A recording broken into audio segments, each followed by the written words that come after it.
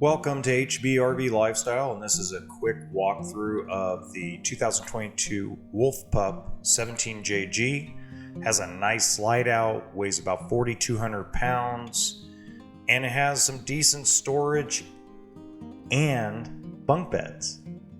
So it comes with a backup camera, storage rack on the back, power awning, outside reefer. So the outside reefer runs only when you're plugged into shore power or generator. But the inside refrigerator obviously can run on other power like 12-volt batteries.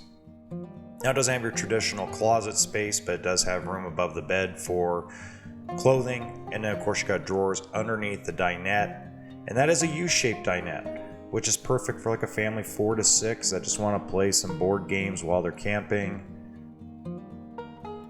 And then the bathroom's not bad either. But remember folks, it's going to have a smaller kitchen because it's a smaller unit.